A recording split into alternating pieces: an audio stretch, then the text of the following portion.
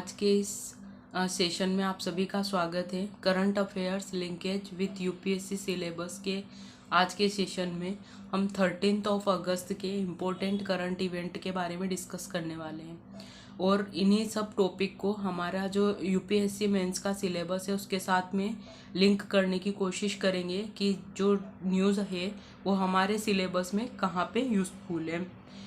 तो बिना time waste किए हम आज की न्यूज़ शुरू करते हैं। फर्स्ट न्यूज़ है सहकारी समितियों को लेके। आर्टिकल एक्चुअल में सहकारी समितियां और पॉलिटिक्स के ऊपर था, लेकिन उससे हमारे काम की चीज़ क्या निकल के आ रही है वो हम देख लेते हैं।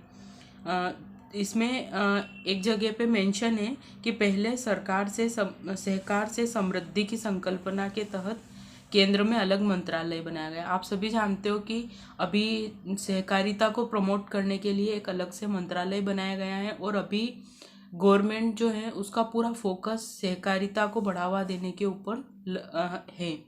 तो सहकारिता एक इम्पोर्टेंट टॉपिक है हमारे लिए। उसमें गवर्नमेंट क्या प्रयास कर रही है उसके तौर पे आप इसको लिख सकते हैं कि एक अलग मंत्रालय बनाया गया है। केंद्र ने कोऑपरेटिव को कॉरपोरेट का दर्जा दिया है। कोऑपरेटिव और कॉरपोरेट मतलब कि उनकी जो कार्य प्रणाली है सहकारी सोसाइटीज़ की, उनको बिल्कुल एक कॉरपोरेट के तरह ट्रीट कर रही है अभी गवर्नमेंट। उनको कुछ भी बिजनेस करना है तो उसमें ईज़ प्रोवाइड कराना या उनको एक कॉरपोरेट के तरह से ट्रीट करके व्यापार में उनका क्या इम्पोर्टेंस हो सकता है, उस तरीके से उद्योगों में एमएसएमईज को बढ़ावा देने में उनकी क्या सहभागिता हो सकती है, इसको लेके अभी गवर्नमेंट बहुत अवेयर है। ऐसे यहाँ पे मेंशन हुआ है देश में अभी 8.5 लाख सहकारी समितियाँ निबंधित है। मतलब अभी कितनी सहकारी समितियाँ हैं? 8.5 लाख। ये भी एक इम्पोर्टेंट फैक्ट है। जब आपको कहीं पे सहकारी समिति के बारे में लिखना हो तो वहाँ आप लिख सकते हैं। 1 लाख पैक्सों से 13 करोड़ लोग जुड़े हुए हैं और 1 लाख पैक्सों जो हैं उनसे 13 करोड़ लोग जुड़े हुए हैं। तो ये एक इम्पोर्टेंट फैक्ट है जो आप अलग अलग जगह पे अपने आंसर में मेंशन कर सकते हो।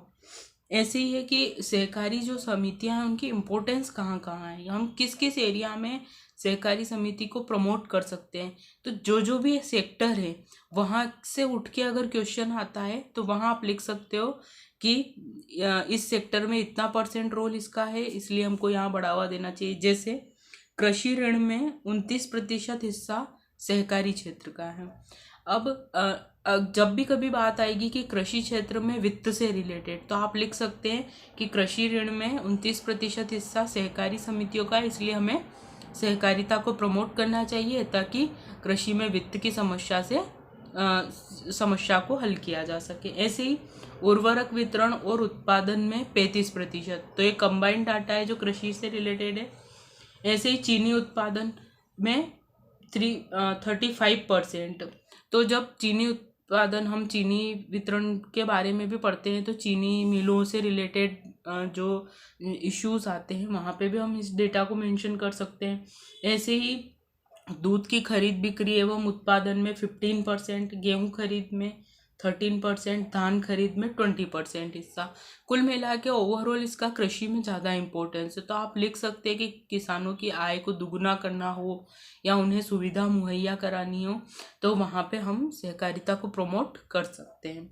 और ये जो पूरा सहकारिता का जो चैप्टर है हमारे पेपर 2 के साथ में लिंक होगा। और सहकारिता जो टॉपिक है वो हमेशा से एक इम्पोर्टेंट टॉपिक रहा है, तो आपको इसके बारे में एक अलग से अपना नोट तैयार कर लेना है और जहाँ पे भी आप नोट बनाते हैं वहाँ पे ये डेटा को कलेक्ट कर लेना और बार बार रिवाइज करना है। नेक्स्ट है, जैसे कि कल हमने जल संकट, जल के बारे में, भूमि जल के बारे में बात की थी, उसी से लिंकअप एक टॉपिक है जिसके बारे में अभी हम चर्चा करेंगे, वो है वाटरशेड परियोजनाएं।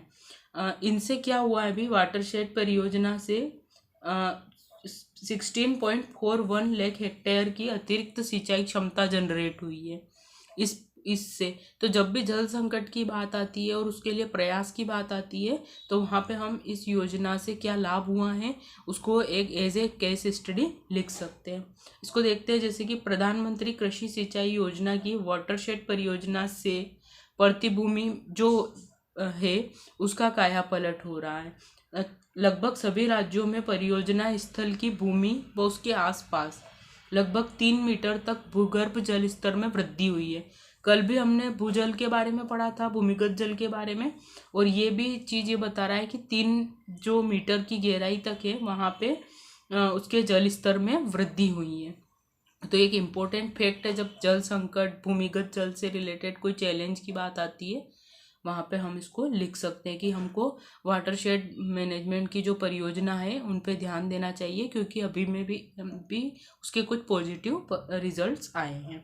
ऐसे ही जो 2015 है उसमें प्रधानमंत्री कृषि सिंचाई योजना जो चलाई गई थी, ये जो वाटरशेड परियोजना है वो उसके अंतर्गत है। 28 राज्यों के 656 जिलों की 2,95,00,000 हेक्टेयर प्रति भूमि को चिन्हित कर इस परियोजना में शामिल किया गया है। तो ये एक ह्यूज लेवल पे इसको इम्प्लीमेंट किया गया है और इसका पॉजिटिव इम्पैक्ट होने लगा है। तो इसको हम एज ए केस स्टडी लेंगे परियोजना को, और जहाँ पे भी जल संकट, भूमिगत जल से रिलेटेड कुछ चुनौती की बात आएगी तो वहाँ पे हम इसके पॉजिटिव, जो गवर्नमेंट जो प्रयास कर रही है उनके जो पॉजिटिव रिजल्ट निकल के आ रहे हैं वहाँ पे हम इसको मेंशन कर सकते हैं। राज्यों से मिली रिपोर्ट के अनुसार सभी परियोजना स्थल और उसके आसपास औसतन 3 मीटर तक भूगर्भ जल स्तर में वृद्धि हुई है, और सिर्फ 3 ये जल स्तर ही नहीं बढ़ा है बल्कि राज्यों की ही रिपोर्ट के आंकड़े कहते हैं कि 16.41 लाख हेक्टेयर भूमि के लिए अतिरिक्त सिंचाई की व्यवस्था इसके माध्यम से हुई है। मतलब रिचार्ज होना एक अलग बात है कि मतलब उसमें वृद्धि हो गई है, इतना एक्स्ट्रा जनरेट हो चुका है भूजल स्तर कि हम एक्स्ट्रा 16.41 लाख जो भूमि है, जो परती पड़ी हुई है, उस पर सिंचाई कर सकते हैं। अब इतनी क्षमता हमने इस योजना से डेवलप कर ली है। तो ये एक बहुत अच्छी केस स्टडी है जिसको कि आप अपने आंसर में मेंशन कर सकते हो। फिर आगे कुछ फैक्ट्स दिए हुए हैं, आपको इम्पोर्टेंट लगे तो आप देख लेना। अब नेक्स्ट जो है एआई के बारे में मैंने आपको कहा था कि एआई जो है वो एक इम्पोर्टेंट रोल प्ले करता है अब के समय में, आर्टिफिशियल इंटेलिजेंस, और इस पे क्वेश्चन बनने के बहुत ज़्यादा चांसेस होते हैं और प्रीवियस में भी बने हैं और अभी भी बहुत ज़्यादा चांस है। अब हम अगली जो न्यूज़ है उसमें ये देखेंगे कि एआई का यूज़ गवर्नेंस में और हमारी शासन व्यवस्था में किस तरीके से हो रहा है और ये किस तरीके से इम्पेक्ट डाल रही है, उसका के कुछ एग्जाम्पल देखेंगे, जिसको कि आप अपने आंसर में कि कभी भी आता है कि एआई के लाभ क्या है तो वहाँ पे एज ए एग्जाम्पल आप लिखेंगे तो ज़्यादा अच्छा रहेगा और ज़्यादा इफेक्टिव आंसर बन पाएगा। ये जो एआई वाला टॉपिक है ये हमारे पेपर 3 के साइंस एंड टेक से लिंक होता है, और वहाँ पे जितने भी ये जो टॉपिक है डायरेक्ट एआई मेंशन नहीं है, ये हिडन टॉपिक है जिसके के बारे में आप, और इमर्जिंग टॉपिक भी है, अभी का लेटेस्ट चल रहा है अभी सिनेरियो में, तो इससे कभी भी क्वेश्चन जनरेट हो सकते हैं। सबसे पहले इसमें हम देख रहे हैं कि अलग अलग जगह गवर्नेंस में ये कहाँ यूज़ आ रहे हैं, तो ये आपके जो गवर्नेंस का पेपर है वहाँ पे भी काम आएंगे, कैसे पारदर्शिता बढ़ रही है, कैसे गवर्नमेंट की जो कार्य प्रणाली उसमें बेहतरी आ रही है, कार्य संस्कृति में क्या बदलाव आ रहे हैं वो है। तो सबसे पहले है डिजिटल संसद ऐप, तो ये एक एग्जाम्पल हो सकता है कि कैसे जो डिजिटल संसद ऐप है हम एआई की मदद से उसको इम्प्लीमेंट कर पा रहे हैं। इसमें क्या है कि उसकी संसद भवन की कार्यवाही से जुड़ी सेवाएं देने वाले इस एप्लीकेशन में एआई तकनीक का यूज़ हुआ है। इसमें वीडियो स्ट्रीमिंग, इसकी कार्यवाही और स्पीच रिकॉग्निशन के लिए ट्रांसक्राइब करने की भी काबिलियत रखता है। तो इससे क्या होगा, एफिशिएंसी आएगी और जो जितने भी ट्रांसलेशन से रिलेटेड प्रॉब्लम्स होती है वो भी ख़त्म होगी, और जो टेलीकास्ट होता है वो भी आसान होगा। तो ये गवर्नेंस के ईज़ के लिए है, तो ये वहाँ पे आप इसको मेंशन कर सकते हैं। ऐसे ही सुप्रीम कोर्ट कहाँ प्रयोग कर रहा है, तो अभी हम सब जानते हैं लाइव स्ट्रीमिंग होने लगी है उसकी, जो भी सुनवाई होती है उनकी, तो वहाँ पे ये यूज़ कर रहा है अभी। ऐसे ही जो रिकॉर्ड्स रखे जाते थे सुप्रीम कोर्ट में उसके रख रखाव के लिए भी इसका यूज़ होने लगा है। जैसे इससे अदालती कार्यवाही का स्थायी रिकॉर्ड रखा जा सकेगा, और यह तकनीक संविधान पीठ में काम कर रही है अभी, यूट्यूब पर लाइव स्ट्रीमिंग से लेकर पेपरलेस कोर्ट की स्थापना जैसी पहल इसके माध्यम से हो सकती है। इससे दस्तावेज सुरक्षित रहेंगे और आगे जो वकील वगैरह हैं या जो स्टूडेंट्स हैं जो किसी भी केस को लेके रिसर्च करना चाहते हैं उनको भी इसमें हेल्प होगी। ऐसे ही एक एग्जाम्पल है रक्षा मंत्रालय का शिकायत निवारण ऐप, जो कि उनके लिए मतलब शिकायतों को रिकॉर्ड करता है और अलग अलग श्रेणियों में ऑटोमेटिकली उनको बांट देता है। जैसे कि जो भी कंप्लेंट्स होती है वो एक ही तरह की तो होती नहीं, उसमें अलग अलग तरह से मेंशन होती है। ये ऑटोमेटिकली उसको करेगा इसमें क्या दिक्कत आ रही है छटनी करके और उस वहाँ पे पहुँचा देगा, वहाँ फिर जो सॉल्यूशन होगा ऐसी त्वरित इसमें डिसीजन हो पाएंगे और फर्जी शिकायतों की भी ये पहचान करने में सक्षम होगा। ऐसे ही है फाइलों का निपटारा। ये जो हमारी जो लाल फीताशाही होती है या कार्य संस्कृति में जो लंबे समय तक डिले की जो प्रॉब्लम है उसके को रोकने के लिए है कि 2014 में एक अध्ययन हुआ था, उसमें बताया गया था कि सिर्फ 9% समय में ही सरकारी अधिकारी कोई ठोस काम कर पाते हैं। उनका काफ़ी समय दस्तावेजों को निपटाने और दूसरी प्रक्रियाओं में निकल जाता है। बहुत बड़ा टाइम एक ऐसा रहता है जो डॉक्यूमेंटेशन की प्रोसेस में ही उलझा रहता है। तो ऐसी चीज़ों के सॉल्यूशन के लिए ऑटोमेटिक तरीके से पूरा करने में एआई उनकी एक मदद कर सकता है। तो कितने फास्ट तरीके से हम काम कर सकेंगे, कितने फास्ट हमारे निर्णय हो सकेंगे, नीतियाँ बन सकेगी। तो ये हमारे हम जब सुशासन की कल्पना करते हैं वहाँ पे गुड गवर्नेंस या हम किस तरीके से टेक्नोलॉजी की मदद से प्रशासन में दक्षता ला सकते हैं, उस टाइप के जो क्वेश्चन आएंगे वहाँ पे हम यूज़ कर सकते हैं। ऐसे ही एक आइडियल ट्रेन प्रोफाइल, इसमें ट्रेन में जो सीटें खाली रह जाती है उसका सॉल्यूशन ये देगा। उस समय तुरंत ये रिकॉर्ड निकालेगा कि कितनी सीटें खाली है, उसका क्या किया जा सकता है, एक रियल टाइम में बताएगा कि कितनी सीटों पे क्या जो भी चीज़ें हो रही हैं। तो ये रेलवे डिपार्टमेंट को एक अलर्ट टाइप का रहेगा और उनका जो नुकसान होता है इन ब्लैंक सीटों से वो बच सकेगा। ऐसे ही अलग अलग भाषाओं में सुविधा भाषिनी परियोजना चलाई गई है अभी, जो कि ट्रांसलेशन का काम करेगी। भारत में जो अलग अलग भाषाएं हैं उनमें हमको जो ट्रांसलेशन की जो दिक्कत आती है उससे सॉल्यूशन देगी। तो ये इस तरीके से एआई के अलग अलग यूज़ हैं जो कि अभी हम प्रशासन में कर रहे हैं और उससे गवर्नमेंट को क्या क्या लाभ होंगे। और आने वाले समय में जब एआई के बारे में क्वेश्चन आता है तो वहाँ पे हम इसको बता सकते हैं कि इस तरीके से ये हमारे लिए लाभ का विषय हो रहा है। अब यहाँ पे हमने कल जो प्रीवियस में जो टॉपिक डिस्कस किए थे जैसे कि वाटर वाला या तो उससे रिलेटेड कुछ क्वेश्चंस देखते हैं जो प्रीवियस ईयर में पूछे गए हैं। जैसे फर्स्ट क्वेश्चन पूछा गया है कि असामान्य जलवायुवीय घटनाओं में से अधिकांश एल नीनो प्रभाव के परिणाम के तौर पर स्पष्ट की जाती हैं। क्या आप सहमत हैं? तो एल नीनो हमने डिस्कस किया था कल या परसों के वीडियो में, आप जाके देखना। और एल नीनो का टॉपिक इस डायरेक्शन में आपको कंप्लीट करना है।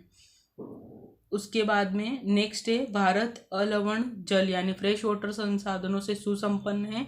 समालोचना पूर्वक परीक्षण कीजिए कि क्या कारण है कि भारत इसके बावजूद जलाभाव से ग्रसित है। अब ये जो वो आर्टिकल था जिसके बारे में हमने डिस्कस किया था उसमें कारण भी डिस्कस किए थे कि क्यों है जलाभाव, और डायरेक्ट यहाँ पे कारण पूछे हुए। तो कैसे एक आर्टिकल आपकी मदद करता है ये आप इस क्वेश्चन से देख सकते हैं कि हम जो हमारा जो वीडियो है वो किस डायरेक्शन में आपको ले जा रहा है और वो कितनी मदद आपको कर सकता है। तो आप कल के वीडियो में ये जाके देखिए पहले कि हमने जो बात की है और ये जो क्वेश्चन है कितना लिंक होता है। उसके बाद में भूमि तथा जल संसाधनों का प्रभावी प्रबंधन मानव विपत्तियों को प्रबल रूप से कम कर देगा, स्पष्ट कीजिए।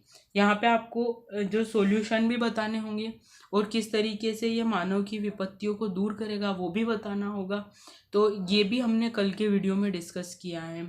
तो इस तरीके से जल के बारे में क्वेश्चन आते रहे हैं। ऐसे ही है भारत में सूखा प्रवण एवं अर्धशुष्क प्रदेशों में लघु जल संभर विकास परियोजनाएं किस प्रकार जल संरक्षण में सहायक है। आज ही हमने जो वाटरशेड परियोजना पढ़ी है वो यहाँ पे डायरेक्ट लिंक होती है। यहाँ पे जल संभर विकास परियोजनाओं के बारे में पूछा गया है और वहाँ पे वाटरशेड परियोजना, और कोई बड़ी बात नहीं है कि वापस वाटरशेड परियोजना पे ही क्वेश्चन पूछ दे इस तरीके का बना के। तो आपको आपको ये इससे ये पता चलता है कि हम जो यहाँ पे चीज़ें डिस्कस करते हैं करंट इवेंट की, या आपके लिए जो इम्पोर्टेंट आर्टिकल है वो निकाल के लाते हैं, उसका कहीं ना कहीं आपके मेंस से डायरेक्ट कनेक्शन होता है, उसके जो पॉइंट हैं आपके आंसर में डायरेक्ट लिंक होते हैं। तो इन वीडियोस को कंसिस्टेंसी से आपको देखना है, कंटिन्यूटी बना के रखना है, और अपनी जो मेंस की जो एक प्रिपरेशन है उसको इसी तरीके से इसी डायरेक्शन में आपको ले जाना है।